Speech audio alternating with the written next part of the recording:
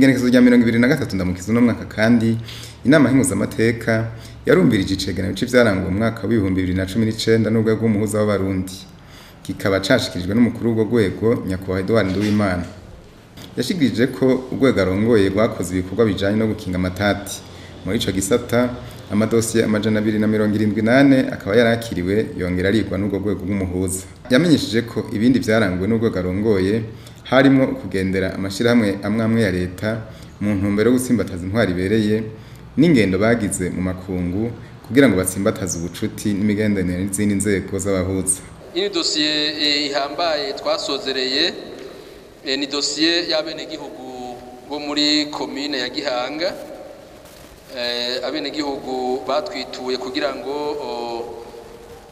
tubafashe kubera bariko baromogwa mu matongo biciye kwikurikizwa ry'urubanza RCA 1145 nabo ahitwa Ikizina. Abo benegihugu rero byari bivuye ku kungene ubutungane butari bwakoze gikorwa neza ugashaka komora abenegihugu barenga ibihumbi n'ibihumbi ku nyungu z'umwene gihugu umwe. Ico gihe rero tumaze kubumvikanisha hanyuma tugashiraho umugwi urimwo abo mu rwego rw'umuhuza n'abo mu butungane vyahavuye bikosorwa maze abo bene gihugu baraguma mu matongo yabo. Iyi ni dosiye novuga nari nayishikirije ngaha igihe twaza gushikiriza icegeranyo mu mwaka uheze. Ni dosiye bene gihugu basavye akazi muri Prince Regent bakaronka biciye mu mategeko maze bamara iminsi myinshi amezi menshi batashobora kukaronswa abene gihugu bashika 26. Abo none bari batwituye ndetse baritoreze n'inzego z'igihugu. Turagira ivyegeranyo bitandukanye aho twasaba umurongozi wa Prince Regent ico gihe yuko yotunganiriza abo bene gihugu ariko ntiyabikora kugira ngo mwarumvise yuko bahavuye ndetse bitura n'umukuru w'igihugu igihe ari kashikiza ikiganiro ku radio.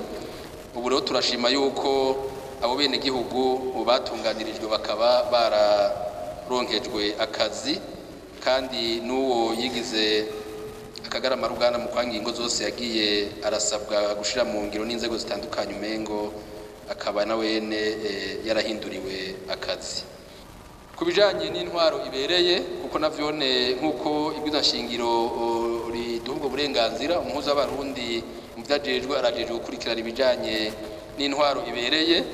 Twovuga yuko twagendeye amashirahamwe ya leta atandukanye aha novuga ikigo Fonike twarigendeye biturutse ko abayirongoye bari batwituye batubwira yuko ikigo Fonike gishaka kunigwa mu menshi n'ubushikiranganje gikukira ku buryo bashaka kugira ubuyobozi bukuru bw'ubushikiranganje.